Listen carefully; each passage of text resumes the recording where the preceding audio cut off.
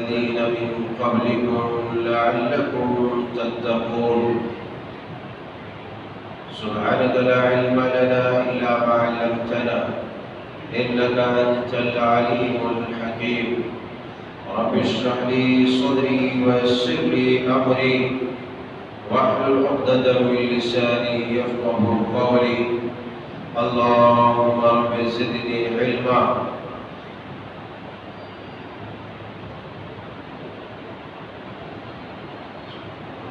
احباب گرامی حاضرین اکرام خواتین ملت اسلامیہ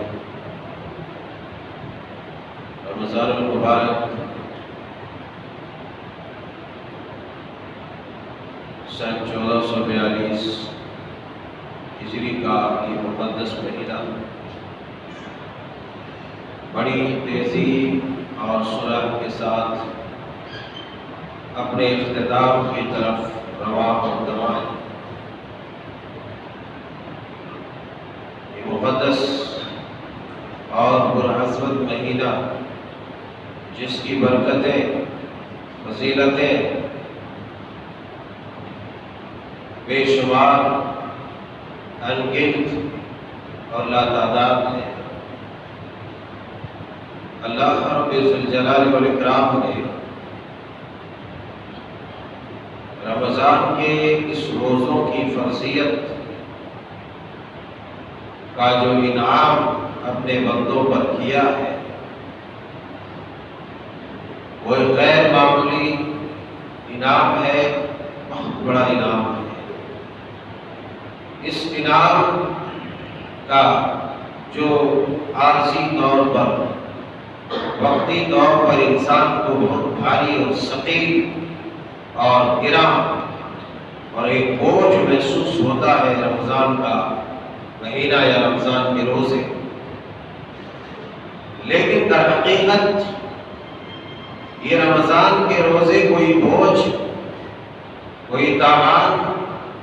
اور کوئی سزا نہیں، یہ کتنا بڑا انعام اور اللہ کا کتنا بڑا احسان ہے کہ اس نے ہمارے اوپر روزے فرض کیے اور اس کی فرضیت کے ساتھ ساتھ اس نے روزوں کے اہتمام کی توفیق دی۔ ایک تو ہے فرض کر دیا مگر اس کے ساتھ ساتھ وہ لوگ بڑے خوش قسمت اور خوشبخت ہیں، بڑے چنے ہوئے لوگ ہیں رب ذوالجلال والاکرام نے جن کو رمضان المبارک کے روزوں کی توفیق دی۔ اور یہ انعام کب انسان کو معلوم ہوگا کہ یہ اللہ کا ایک انعام تھا؟ جب اللہ تبارک و تعالیٰ سے ملاقات کی باری آئے گی تب یہاں تو دیکھنے میں بوجھ محسوس ہوتا ہے، بھوک کی شدت، پیاس کی شدت، لیکن اس بھوک اور پیاس کی شدت کے اندر بھی اتنی حکمتیں اور اتنی نوازشیں ہیں جس کا اندازہ ایک عام انسان نہیں لگا سکتا۔ اگر لگانا ہے کسی کو تو پھر وہ کسی طبی نظریے کے متحمل میڈیکل ڈپارٹمنٹ میں سے کسی آدمی سے جا کر کے ملے اور اس سے پوچھے کہ یہ جو لوگ اپاس کرتے ہیں، سحن کرتے ہیں، بھوکے رہتے ہیں، کیا اس کے کوئی فائدے ہیں یا پھر صرف اس سے ویکنس، کمزوری اور نقاہت لاحق ہوتی ہے؟ آپ جب طبی علوم رکھنے والے میڈیکل دنیا کے ماہرین ڈاکٹرز اطباء سے جا کر کے پوچھیں گے تو وہ آپ کو یہ بات ضرور بتلائیں جائے گا کہ شریعت نے جو 1 مہینے روزے فرض کیے ہیں وہ ایک انعام ہے، کیونکہ آج میڈیکل دنیا اس بات کو ماننے پر مجبور ہے کہ شریعت محمدیہ کے اندر جتنے بھی احکامات اور تعلیمات ہیں، ناخن سے لے کر کے بال تک، پیدائش سے لے کر کے موت تک، جہاں جہاں جس محاذ پر رہنمائی کی ہے، ایک ایک رہنمائی حکمت، مصلحت، دانائی اور بردباری پر مبنی ہے۔ آج میڈیکل دنیا اس بات کو ماننے پر مجبور ہے کہ انسان کو کم از کم 1 سال میں 25 دن، 20 دن، 25 دن، 1 مہینے بھر کم سے کم انسان کو سہن کرنا چاہیے، بھوکا رہنا چاہیے، کیونکہ انسان مسلسل کھاتے پیتے جب رہتا ہے تو اس کے معدے کے اندر، اس کے اندرونی حصے میں کچھ خلیے جات، کچھ فاضل جراثیم، جرثومے پیدا ہو جاتے ہیں جو مسلسل کھاتے پیتے رہنے پر بہت سارے مہلک امراض کے باعث بن جاتے ہیں۔ مگر جو انسان سہن کرتا ہے، جو انسان سال میں کم از کم 20 دن، 25 دن، 30 دن بھوکا پیاسا رہتا ہے، تو ایسے آدمی کے وہ خلیے، وہ جرثومے، وہ کیڑے بھوک کی وجہ سے ٹھنڈے پڑ جاتے ہیں، مر جاتے ہیں، لاغر ہو جاتے ہیں، ختم ہو جاتے ہیں، اور پھر اس طرح سے ایسے بھوکے رہنے والے، سہن کرنے والے لوگ بہت سارے مہلک امراض سے، مہلک بیماریوں سے، ہلاک کر دینے والی بیماریوں سے بچ جاتا ہے۔ یہ جب ہم طبی دنیا میں، میڈیکل دنیا میں جا کر کے اس کی تفتیش کریں گے تو ایک سبب یہ ہم کو روزوں کا ایک فائدہ یہ معلوم ہوگا۔ اس کے بعد حقیقی جو فائدہ ہے انسان کا، اللہ تبارک و تعالیٰ نے فرمایا الصوم لی وانا اجزی بہ۔ ایک لمبی روایت ہے جس میں اللہ کے پیارے حبیب علیہ السلام نے فرمایا کل عمل ابن آدم یضاعف الحسنۃ عشر امثالها الى 107 ضعف۔ بہت سارے انعامات کا تذکرہ میں نے پچھلے خطبات میں کیا تھا۔ ایک انعام رمضان المبارک کے خصوصی مہینے میں ایک انعام یہ بھی ہے کہ اللہ تبارک و تعالیٰ اپنے بندوں پر نوازشوں کا برخا برساتا ہے۔ وہ یہ ہے کہ ہر انسان کا، ہر مومن کا، ہر مسلمان کا، کل عمل ابن آدم، ہر بنی آدم کا عمل،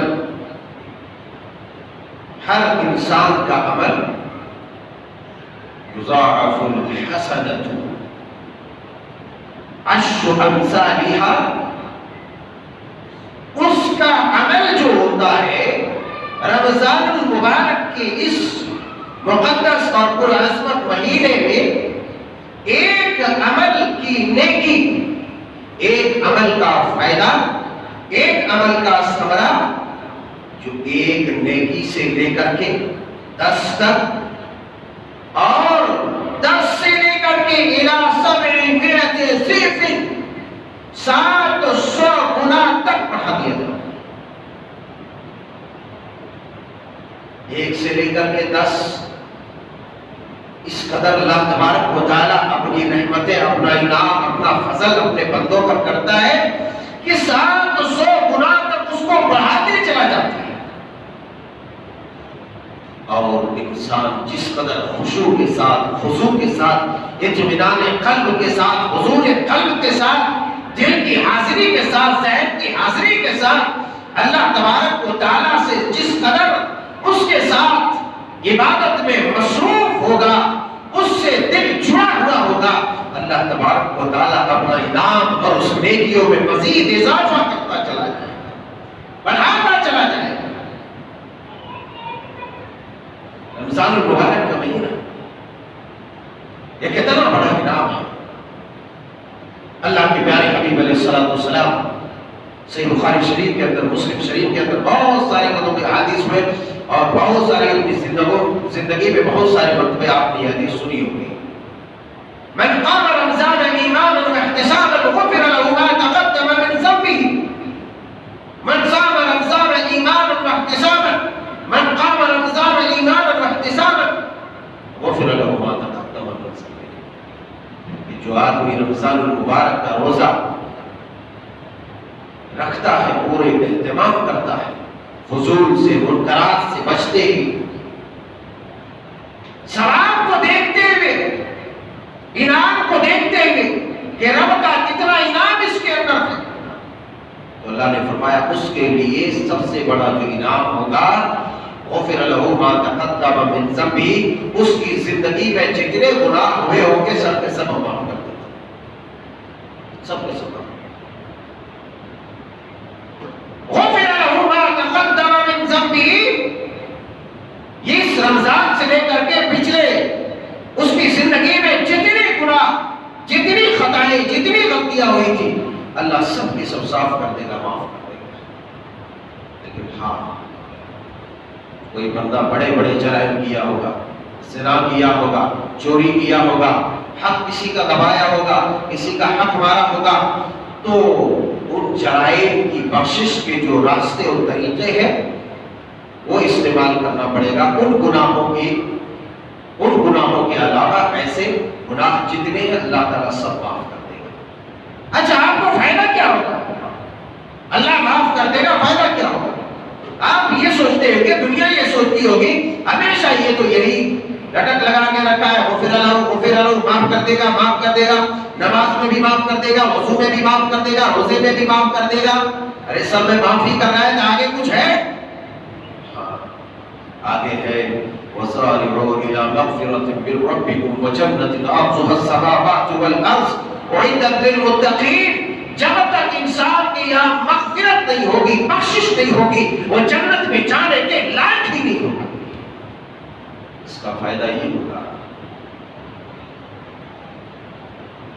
جب تک انسان کی مغفرت نہیں ہوگی، اللہ کی رحمت نہیں ہوگی، وہ انسان جنت میں نہیں جا سکتا۔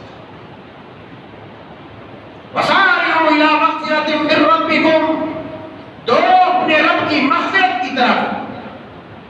دوڑ لگاؤ، وَسَارِعُوا، چلو تیز چلو، إِلَىٰ مَغْفِرَةٍ مِّن رَّبِّكُمْ، جب تمہاری مغفرت ہو جائے، تمہاری بخشش ہو جائے، تو پھر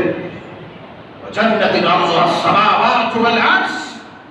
اس چوڑی چکلی لمبی مشاہدہ جنت میں تم داخل ہو جاؤ، جس کی وسعتوں کا عالم یہ ہے کہ جنت و زمین و آسمان کی جو وسعت ہے اس سے بھی بڑھ کر کے اس کی وسعت ہے، جنت کی وسعت ہے۔ وَسَارِعُوا إِلَىٰ مَغْفِرَةٍ مِّن رَّبِّكُمْ، تو آپ کے روزے رکھنے کا یہ فائدہ۔ دوسری بات، تو من قام رمضان، جس نے قیام کیا، تراویح پڑھی۔ ہماری حالت یہ ہوتی ہے کہ جس دن چاند دکھتا ہے اس دن پوری مسجد بھر جاتی ہے، اس دن ہم جو ہے اپنی پہلوانی دکھاتے ہیں، اپنی طاقت دکھاتے ہیں اور بتاتے ہیں کہ ہمارے اندر کیسا جذبہ، کیسا بلبلا، کیسا خروش، کیسا جوش ہے، ہم کیسے تراویح کا اہتمام کرتے ہیں۔ لیکن جو دن گزرتا چلا جاتا ہے، لوگ دائیں بائیں کرتے بیچارے پھر جو ہے اسی لیول پر آ جاتے ہیں جتنے پہلے پرانے نمازی تھے۔ اس میں بھی بعض لوگ تھکے ہارے رہتے ہیں تو چلے جاتے ہیں، اور بعض گنے چنے چھٹے ہوئے لوگ پرانے والے لوگ رہ جاتے ہیں۔ تو اپنی اس رمضان المبارک کی عظمتوں اور فضیلتوں کو کہاں گواتے ہیں؟ آدھے گھنٹے پون گھنٹے آپ رب کی بارگاہ میں اس کے حضور اس سے بات کرتے ہوئے، جس سے تمہیں سب سے زیادہ دنیا کائنات میں محبت ہے، اس کے سامنے کھڑا نہیں سکتا، اس سے باتیں نہیں کر سکتا، جو تمہاری ساری ضروریتوں کو پوری کرتا ہے۔ آج آکسیجن کی کمی ہے، دنیا تڑپ رہی کی ہوائیں دیتا ہے، اس کے سامنے تم آدھے گھنٹے سکون کے ساتھ کھڑ کر کے اپنا ٹکڑا نہیں سنا سکتے؟ کہاں ہے ہماری وفاداری؟ کہاں ہے ہماری جفاکشی؟ کہاں ہے وہ ہماری توانائی جو رب نے ہمیں دی تھی؟ کہاں ہے وہ قوت جو رب نے ہمیں قوت دی تھی؟ اس لیے دی تھی کہ رب کی اطاعت میں اس قوت کو، اس انرجی کو صرف کیا جائے، اور پھر رب اس انرجی کو خرچ کرنے کے بعد اور اس سے بڑی انرجی تمہیں عطا کرے۔ لیکن دن بدن مذاق ہوتے چلا جاتا ہے، بس چلتے چلتے چلتے لاسٹ تک اینڈنگ تک جو ہے خالی بھی لوگ رہ جاتے ہیں، وہ چنے کے لیے چنے لوگ۔ آپ بھی دیکھیں یہ انعام جو رب نے کیا ہے آپ کے اوپر، آپ اس کا شکریہ کب اور کیسے ادا کریں؟ ارے آپ قیام اللیل کریں گے، تراویح کی نماز پڑھیں گے، دیگر اذکار و عبادات کریں گے، تلاوت کریں گے، اس کا مطلب یہ ہوگا کہ آپ اس رب کا شکریہ ادا کر رہے ہیں، دن میں روزے رکھ رہے ہیں، اس کا شکریہ نماز میں قیام میں ادا کر رہے ہیں کہ اللہ تو نے جو ہمیں روزے کی توفیق دی، صحیح سلامت ہم نے روزہ رکھا، اس کا شکریہ ہم بھی ادا کرتے ہیں، تیری اطاعت کر کے، تراویح کی نماز پڑھ کے، قیام کر کے، تلاوت سن کے، تلاوت کر کے، قرآن پڑھ کر کے۔ اللہ میرے یاروں، میرے پیاروں، یہ رمضان جسے ہم بہت معمولی سمجھ لیتے ہیں، جسے ہم صرف حلیم، فروٹس افطاری میں کھانے کے ایام سمجھ لیتے ہیں، میرے یار یہ بریانی اور حلیم کا مہینہ نہیں ہے، گرچہ اس میں کثرت سے یہ اس کی برکت اور فضیلتوں سے مل جاتے ہیں۔ رمضان کی فضیلتوں سے آپ کو کھانے پینے کے بھی نعمتیں بے شمار اللہ عطا کرتا ہے۔ تو آپ جب تراویح کی نماز پڑھیں گے، ایک رکعت میں آپ کی جتنی نیکی ہے اللہ اس کو پہلے 10 کرے گا، اور آپ کے خشوع خضوع کو دیکھتے ہوئے اور 10 کو 10 سے 700 گنا اور اس سے زیادہ بھی اللہ تبارک و تعالیٰ کر دے گا۔ آپ کے دل کی کیفیت کو، آپ کے دل کی کنڈیشن اور حالات کو دیکھ کر کے اللہ تبارک و تعالیٰ آپ کی نیکیوں کے درجات کو، اس کے پاور کو خوب بڑھاتا چلا جائے گا، اور جب بڑھائے گا تو اس کی کوئی لمٹ نہیں ہے، اس کی کوئی لمٹ نہیں ہے۔ اب آپ بتلائیے مسلسل ایک مہینہ پابندی کے ساتھ آپ اطمینان کے ساتھ قیام اللیل کیے، تراویح کی نماز پڑھے، آپ کو کتنا ثواب ملا، آپ کو کتنا ثواب ملے گا آپ اندازہ بھی نہیں کر سکتے۔ وہ حدیث مبارک آپ کے خوش گزار کر رہا تھا، کل عمل ابن آدم یضاعف الحسنۃ عشر امثالها الى 700 ضعف۔ بندے آدم، ابن آدم کے بیٹوں کا ایک عمل،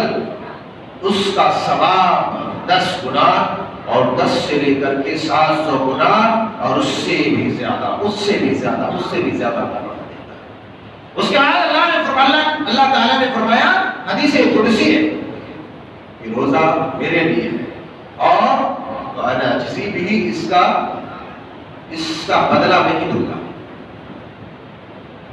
سوال ہے کہ کیا صرف روزہ ہی اللہ کے لیے؟ نمازیں، دیگر اذکار، تلاوت یہ اللہ کے لیے نہیں، یقیناً ساری عبادتیں صرف اور صرف اسی اللہ خالق حقیقی مالک جہاں کے لیے ہے،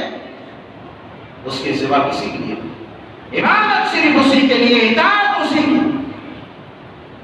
اسی اللہ کے لیے عبادت ہے۔ مگر کیا وجہ ہے کہ اللہ نے کہا کہ یہ میرے لیے روزہ ہے اور میں اس کا بدلہ دوں گا؟ وجہ کیا ہے؟ وجہ کچھ خاص ہے، اسی لیے وجہ کچھ خاص ہے، اسی لیے تمام عبادات پر برتری کے لیے، اس کی فضیلت کو بتانے کے لیے اللہ تبارک و تعالیٰ نے اس عبادت کی نسبت اپنی طرف کی ہے۔ اور امام قرطبی رحمۃ اللہ علیہ اس کی وجوہات بتلاتے ہیں کہ اللہ تبارک و تعالیٰ نے صرف روزوں کو محض خاص اپنے لیے اس لیے کیا، یوں تو ساری عبادتیں اللہ کے لیے ہے، نماز ہے، زکات ہے، صدقات ہے، خیرات ہے، عطیات ہے، اذکار ہے، ساری عبادتیں اللہ کے لیے، لیکن روزہ ایک ایسا عمل ہے جس عمل کو کرنے کے بعد انسان ظاہری باطنی تمام شہوات اور لذتوں سے اپنے آپ کو روک لیتا ہے، جبکہ دیگر عبادات میں یہ چیزیں، دیگر عبادتوں میں یہ چیز نہیں ہے۔ اس لیے آپ دیکھتے ہیں لوگ نمازیں بھی پڑھتے ہیں، گڑبڑ بھی کرتے رہتے ہیں، مگر روزہ جب رکھتا ہے، آج کل روزے میں بھی لوگ گڑبڑ کرتے ہیں، مگر ایسے لوگوں کے بارے میں اللہ کے پیارے حبیب علیہ السلام نے فرمایا من لم يدع قول الزور والعمل به فليس لله حاجة في ان يدع طعامه وشرابه۔ جو آدمی جھوٹ، گھوس اور اس طرح کے گناہ کرنا نہ چھوڑے تو اسے کھانا پینا چھوڑنے کوئی لگام نہیں ہے۔ اس کا مطلب یہ نہیں کہ آج سے کوئی جو کھانا پینا ہی چھوڑ دے، روزہ رکھنا ہی چھوڑ دے۔ اس کا مطلب یہ ہے کہ آپ روزہ جن تکلیفوں کے ساتھ رکھتے ہیں، اپنے روزے کو جن بھوک اور پیاس کی تکلیفوں اور شدتوں کو برداشت کر کے رکھتے ہیں، اس روزے کی آپ حفاظت کریں۔ آپ جھوٹ کو چھوڑ دیں، دیگر علائش کو چھوڑ دیں، دیگر گناہوں کو چھوڑ دیں، آپ چگلی چپاٹی یہ وہ لمبیات کو چھوڑ دیں، اپنے روزوں کی حفاظت کریں۔ اور یہی بات تو پیارے اللہ تبارک و تعالیٰ نے بیان فرمائی ہے کہ میرے لیے میرا بندہ کھانا پینا شہوات یہ روزے کی حالت میں سب چھوڑ دیتا ہے، سب چھوڑ دیتا ہے۔ تو امام قرطبی کہتے ہیں دو وجہ ہیں جن وجوہات کے بنا پر اللہ تعالیٰ نے اس کی تخصیص اور خصوصی نسبت اپنی طرف کی ہے۔ ایک تو یہ ہے کہ یہ ظاہری لذات سے، ظاہری لذتوں سے روزہ روک دیتا ہے، جبکہ دیگر عبادات لذتوں سے نہیں روکتی ہے۔ اسی طریقے سے دوسری وجہ یہ ہے کہ یہ روزہ اللہ اور بندے اور اس کے رب کے درمیان ایک راز ہے، راز ہے۔ اپنے گھر میں چھپ کے آدمی کھا لے گا، پی لے گا، باہر آ کے کہے گا میں روزے دار ہوں، تو کون اس کو زبردستی کہے گا تو روزہ نہیں رکھتا؟ کون کہے گا روزہ نہیں رکھتا؟ روزہ رکھ کے غلط سلط کام کر لے گا، ادھر آ کے جو ہے شیخ یا بگا لے گا، کرے میں تو ایسا ہوں ویسا ہوں، کون اس کو زبردستی کہے گا کہ تو ایسا ہے ویسا ہے؟ تو غلط ہے۔ روزہ بندے اور اس کے رب کے درمیان ایک راز ہے جو اسی پر ظاہر ہوتا ہے، جو اسی پر ظاہر ہوتا ہے۔ اسی لیے اللہ تبارک و تعالیٰ نے اس روزے کی نسبت اپنی طرف کی۔ امام نووی رحمۃ اللہ علیہ بیان فرماتے ہیں کہ علماء لکھتے ہیں کہ بندے روزے دار کے لیے دو خوشیاں ہیں، فرحۃ عند فطرہ وفرحۃ عند لقاء ربہ۔ ایک خوشی روزہ جب افطار کرتا ہے تو ایک ظاہری خوشی، دلی خوشی انسان کو محسوس ہوتی ہے، پیاس کی لذتیں اور جو ہے دیگر جو نعمتوں کی لذتیں وہ محسوس کرتا ہے، اور پوری اس کی ٹھنڈک اور اس کی شدتہ کو اپنے اندر فیل کرتا ہے، محسوس کرتا ہے، بہت مزہ آتا ہے، وہ ایک خوشی ہوتی ہے۔ مگر حقیقی خوشی یہ ہوتی ہے عند فطرہ، جب روزہ افطار کرتا ہے بندہ مسلمان، بندہ مومن، تو اس بات سے خوش ہوتا ہے کہ میں نے سحری کیا ہے، اور سحری کرنے کے بعد افطاری کے اس وقت تک میں ان تمام علائشوں سے، ان تمام مفسدات سے اپنے آپ کو بچائے رکھا، رب نے مجھے بچائے رکھا، اور جن مفسدات سے، جن چیزوں سے، جن اشیاء سے میرے روزے خراب ہو جاتے ہیں، ان چیزوں سے اللہ نے مجھے بچایا اور صحیح سلامت میں یہاں تک روزہ پورا کیا۔ افطار کے وقت سب سے بڑی جو خوشی روزے دار کے لیے ہوتی ہے وہ یہ خوشی ہوتی ہے۔ دوسری خوشی کا تذکرہ کرتے ہوئے فرماتے ہیں عند لقاء ربہ، جب بندہ اپنے رب سے ملاقات کرے گا، اپنے رب سے ملاقات کرے گا تو اللہ تعالیٰ کے اس انعام کو یاد کر کے وہ خوش ہوگا، رب العالمین کی نوازشات کو دیکھ کر کے وہ خوش ہوگا کہ اللہ تبارک و تعالیٰ نے جو روزہ رکھنے کی توفیق دی، توفیق دے کر کے جو اس پر اپنا انعام کیا، اپنا فضل کیا، اپنا کرم کیا، اس فضل اور نوازش کے بنا پر وہ بے پناہ خوش ہوگا رب الجلال کی طرف سے۔ یہ دو بڑی بڑی خوشیاں ہیں۔ تو روزوں کا اہتمام اور روزوں کی حفاظت ہمارے لیے ضروری ہے۔ اگر خالی بھوکے پیاسے رہتے ہیں اور گناہ سے، جھوٹ سے، چغلی سے، چپاٹی سے، برے کاموں سے، غلط کاموں سے، لغوت چیزوں سے، بےہودہ چیزوں سے، فضول کاموں سے، فضول باتوں سے، فضول چیزوں سے، اپنے آپ کو لڑنے سے، جھگڑنے سے، گالی سے، گلوچ سے نہیں بچاتے ہیں تو آپ روزے کے ثواب کو نہیں پا سکتے، روزے کی روحانیت کو نہیں پا سکتے، جیسا کہ ابھی حدیث پاک میں نے آپ کے سامنے رکھی، جس میں آپ علیہ الصلوۃ والسلام نے ارشاد فرمایا کہ اس آدمی کو کھانے پینے کی کوئی ضرورت نہیں ہے جو جھوٹ پھول چغلی چپاٹی لڑائی جھگڑا ترک نہ کرے نہ چھوڑے۔ تو ان چیزوں سے ہمیں بچنا بچانا ہے، لیکن کیا کریں، مجبوری ہے ہماری، جو ہے پورا دن گزر جاتا ہے صرف اس کی شکایت، اس کے بارے میں چغلی کرنے، اس کے چغلی کرنے، اور جو ہے ہمارے روزے ہمارے ہاتھ سے چلے جاتے ہیں۔ لیکن یاد رکھو پچھتاوا تب ہوگا، خدا کی قسم، جب عند لقاء ربہ، جب رب سے ملاقات کرو گے، اپنے روزوں کی کمی، اپنے روزوں کے اندر کی جانے والی غلطیاں اور اس میں کی جانے والے ارتکاب کی جانے والے مفسدات کو دیکھ کر کے اپنے روزوں کے اجر و ثواب میں کمی جب دیکھو گے اور جب روزے کو کھوکھلا پاؤ گے، تب سوائے جو ہے پیٹنے اور رونے اور چلانے کے کچھ بھی ہاتھ نہیں آئے گا۔ لیکن وَأَنَّا لَهُ ذِكْرَى، اس وقت نصیحت کا کیا فائدہ، اس وقت یاد دہانی کا کیا فائدہ، اس وقت مال لینے کا، ماتم کر لینے کا کیا فائدہ، جب ماتم کرنے کا وقت تھا، جب استغفار کرنے کا وقت تھا، جب رمضان کے فیوز و برکات کو سمیٹنے اور بٹورنے کا وقت تھا، تب ہم نے کیا ہی نہیں۔ باہر صورت اللہ تبارک و تعالیٰ نے بے شمار انعامات اور احسانات رمضان میں رکھے ہیں۔ اب یہ عشرہ جو چل رہا ہے، اس کے قریب جو ہے بات ہم جو ہے آخری عشرے میں داخل ہوں گے۔ آخری عشرے میں بے شمار عبادات ہیں، وہ بے شمار فضائل ہیں، اور جو مخصوص عبادات ہیں، اعتکاف ہے، جو ہے قیام اللیل ہے، اور لیلۃ القدر ہے، اور بہت ساری جو ہے نیکیاں ہیں جو ہمارے منتظر ہیں۔ لیکن ساتھ ہی آپ یہ بھی یاد کرتے چلو کہ یہ روزے ہمارے بیچ سے ختم ہوتے چلے جا رہے ہیں، اب پتہ نہیں آئندہ سال کا روزہ ہمیں نصیب ہوگا یا نہیں ہوگا۔ اس پر آپ ذرا باتم کریں، اس پر آپ ذرا سوچیں اور اللہ سے توفیق مانگیں کہ اللہ جو ہم نے روزوں کا عبادات کا اہتمام کیا ہے، اسے اللہ جو اپنی رحمت سے ضائع نہ ہونے دے، اے اللہ جو اپنے رحمت سے اسے برباد نہ ہونے دے، اے اللہ تو اسے قبول فرما لے، اور آئندہ سال کا جو روزہ ہے اسے صحت و عافیت کے ساتھ میں نصیب۔ اعتکاف پچھلے سال ہماری حالت، کنڈیشن، سچویشن اچھی نہیں تھی، حالات خراب تھی، اعتکاف سے محروم رہ گئے، لوگ پوچھتے گئے مولانا مول صاحب شیخ گھر میں اعتکاف کر سکتے، ایسا کر سکتے، ویسا کر سکتے، لیکن اعتکاف کے لیے صرف اور صرف مسجد شرط ہے، چاہے مرد رہے چاہے عورت رہے۔ وَأَنْتُمْ عَاكِفُونَ فِي الْمَسَاجِدِ،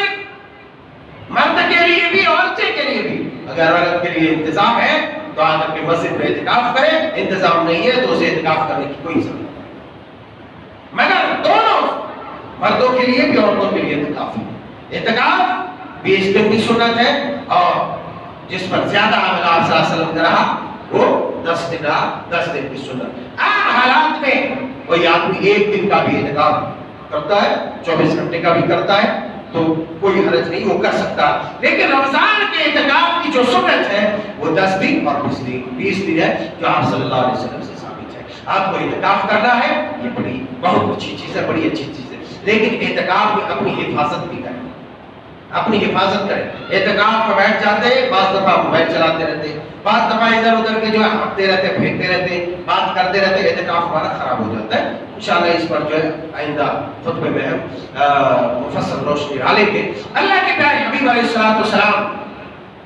رمضان المبارک کا مہینہ شروع ہوتے ہی خود ہر اعتبار سے مستعد ہو جاتے ہیں، اور جب آخری عشرہ ہوتا تو اور مستعد ہو جاتے ہیں۔ اور یہ مہینہ خاص طور سے عام نیکیوں کا مہینہ ہے، خاص نیکیوں کا مہینہ ہے، صدقہ و خیرات کا مہینہ ہے۔ اللہ کے پیارے حبیب علیہ الصلوۃ والسلام نے صحابہ کرام سے ارشاد فرمایا،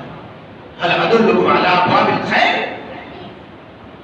اے میرے صحابہ کیا میں خیر کے دروازے نہیں بتا دوں؟ صحابہ نے کہا اللہ کے رسول ضرور بتلائیے۔ آپ نے فرمایا الصوم جنۃ، روزہ ڈھال ہے، روزہ ڈھال ہے۔ کیسے ڈھال ہے آپ کو خود معلوم ہو جائے گا۔ روزہ رکھ کر کے آپ پانی پینے جاتے ہیں، پیاس لگتی ہے رک جاتے ہیں، گالی دینے جاتے ہیں، اگر آپ تھوڑا شریف ہے تو جو ہے گالی سے رک جاتے ہیں، برا بھلا کہنے جاتے ہیں آپ رک جاتے ہیں، کچھ اور غلط کام کرنا چاہتے مگر فوراً جو ہے ہمارا روزہ ڈھال بن کر کے آ جاتا ہے. الصوم جنۃ،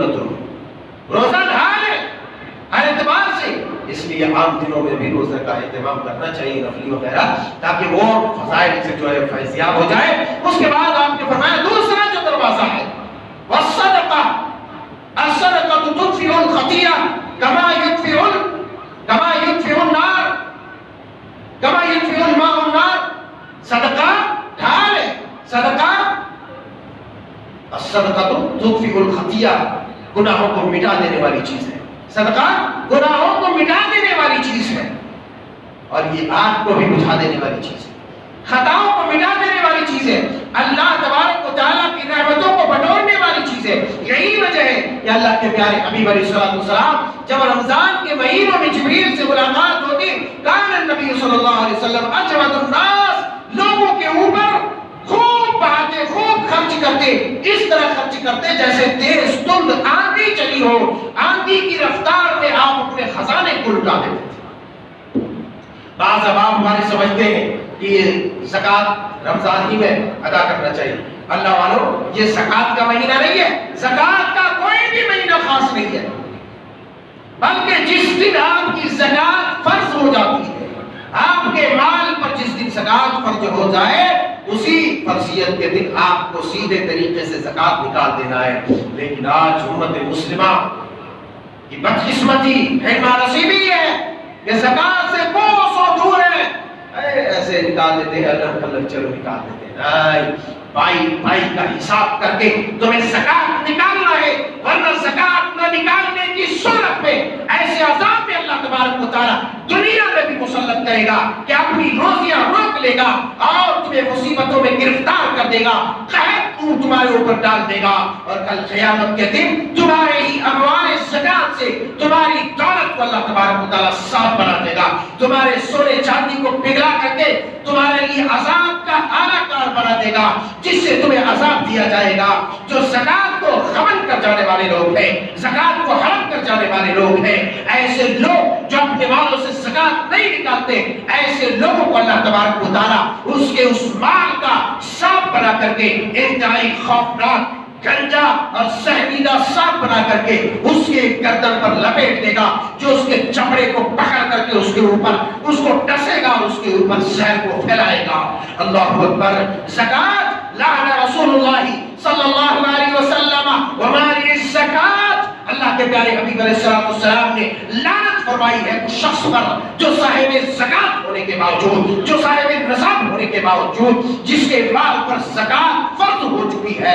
ایسا آدمی کا زکوٰۃ نہیں نکالتا ہے. اللہ کے پیارے حبیب علیہ السلام نے اس آدمی پر لعنت کی ہے. ایسا آدمی ملعون شخص ہے جس پر اللہ کے رسول لعنت کر دے، اس پر اللہ لعنت کر دے، اس کے فرشتے لعنت کر دے. اللہ اکبر. امت مسلمہ نے اگر ابھی بھی ہوش کا ناخن نہیں لیا تو خدا کی قسم دن بدن رب کے قہر و غضب کے یہ مستحق ہوتے چلے جائیں گے. مانیے یہ زکوٰۃ جو زکوٰۃ ادا کرنے والے لوگ نہیں ہیں، جو زکوٰۃ کھا جانے والے لوگ ہیں، جو اپنے مالوں میں زکوٰۃ نکالنے والی زکوٰۃ کو حرام کر جانے والے لوگ ہیں، ایسے لوگوں سے اللہ کے پیارے حبیب کے سچے جانثار صدیق کائنات رضی اللہ تعالیٰ عنہ نے کہا، جو زکوٰۃ دیتا تھا نبی کے زمانے میں، اگر آج نہیں دیتا ہے، ایک رسی میں بھی اگر زکوٰۃ دیتا تھا اور آج نہیں دیتا ہے، تو میں اس سے جہاد کروں گا، اس سے قتال کروں گا، اس سے لڑوں گا، یہاں تک کہ وہ زکوٰۃ دینا شروع کر دے.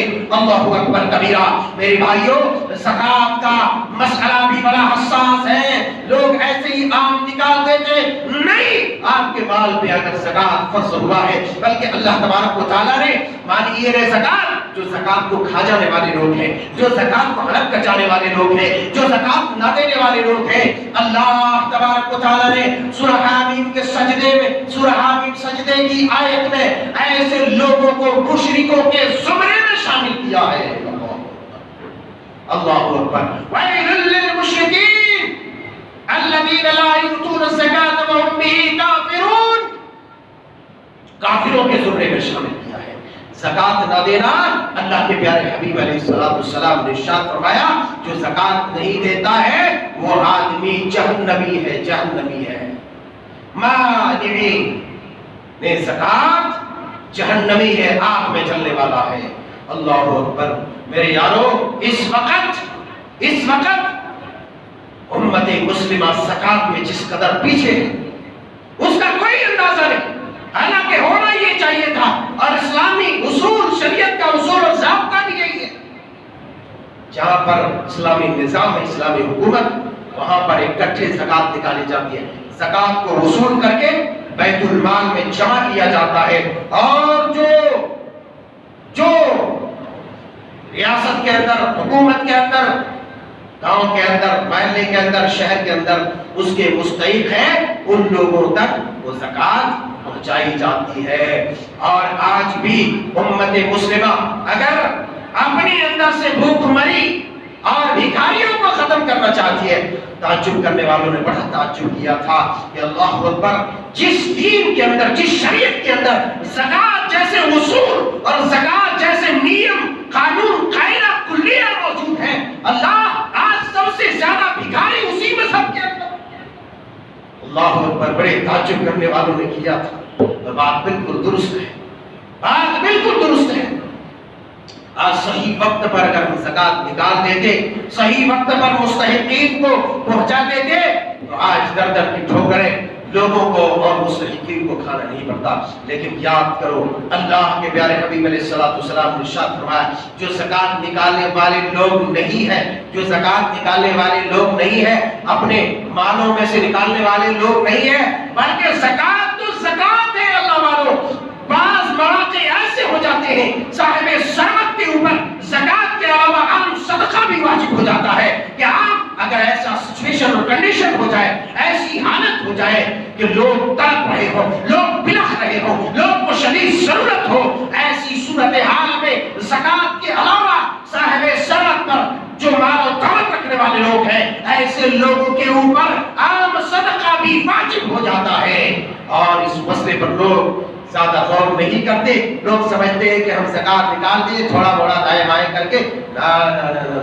وہ سب بھول جاؤ، وہ سب ختم۔ اب یہاں سنو جو حدیث مصطفیٰ میں جس باتوں کا بیان کیا جا رہا ہے۔ لیکن اگر آپ اس وقت زکات نہیں نکالے اپنے مالوں میں سے، اور یہ زکات ہے کیا معلوم؟ زکات مال کا میل ہے، میل، گندگی،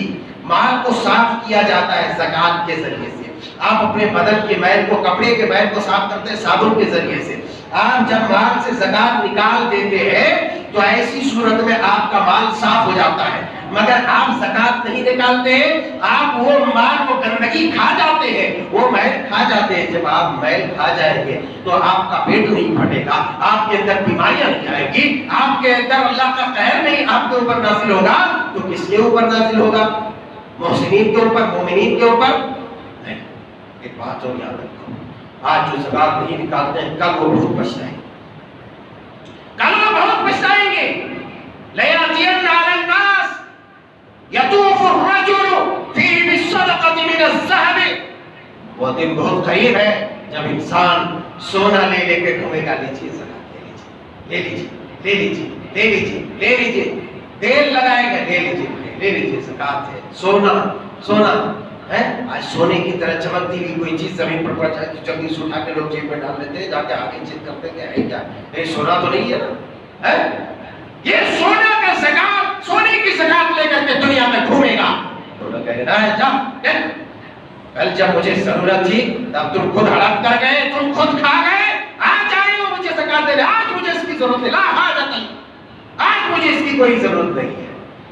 تو دنیا کے عذاب سے بھی بچنے کے لیے، ذلت سے بچنے کے لیے، رسوائی سے بچنے کے لیے، اور آخرت میں اس دن جب تمہیں لیٹا دیا جائے گا اور لیٹا کر کے تمہارے اونٹ کی شکل میں، گھوڑے کی شکل میں، جو تمہارے چوپائے اور جانور کی شکل میں اور سانپ کی شکل میں تمہیں ڈنک مارے گا، اونٹ، گھوڑے اور چوپائیوں کی شکل میں تمہیں روندے گا، اور پھر سونے چاندی کو پگھلا کر کے، تمہارے مال کو پگھلا کر کے تمہیں داغا جائے گا، فتقوا بها جباههم وجنوبهم، تمہارے پہلوؤں کو داغے گا، ادھر سے ادھر کروٹیں لوگے، تب مزہ آئے گا۔ اس لیے وقت ابھی ہے، زکات وقت پر نکال دو، مال کی پاکیزگی ہوگی، تطہیر ہوگی، مال میں برکت ہوگی، مال میں کبھی اضافہ، مال میں اضافہ ہوگا، کبھی کمی نہیں آئے گی۔ من ذا الذی یقرض اللہ قرضا حسنا فیضاعفہ لہ اضعافا کثیرا، اللہ بڑھاتا چلا جائے گا تمہارے مال کو۔ سورۃ تو ہمیں اس بات کی ضرورت ہے کہ رمضان المبارک میں اگر کسی کی زکوٰۃ فرض ہوتی ہے تو رمضان میں نکالے، اگر فرض نہیں ہے تو عام صدقہ جو ہے ہاتھ کھول کے کرے، مٹھی کھول کے، تاکہ محتاج جو فقراء ہے وہ سیراب ہو جائے، اس کا پیٹ بھر جائے، اس کا دکھ درد ختم ہو جائے۔ اللہ جل شانہ سبحانہ وتعالی سے دعا ہے کہ مولا کریم جو بھی عبادات اذکار ہم سے ہوتے ہیں، اللہ تو مزید ہمیں پورے خشوع و خضوع کے ساتھ عبادات و اذکار کرنے کی توفیق عطا فرما۔ اے اللہ جو بھی کمیاں، کوتاہیاں، غلطیاں آج تک ہوئی ہے اور ہوتی ہیں، اے اللہ تیری پناہ تو ان کمیوں کوتاہیوں کو درگزر فرما دے، ہر شر سے بچا، ہر فساد سے بچا۔ اے اللہ ان لوگوں میں ہمیں شمار فرما لے جس دن روزوں کی جزا تو ہمیں عطا کرے گا، لوگوں اپنے بندوں کو عطا کرے گا، تیرے بندے خوش و خرم ہوں گے، اس زمرے میں شامل فرما لے۔ آمین۔ تقبل یا رب العالمین۔ اقول قولی ھذا استغفر اللہ لی ولکم۔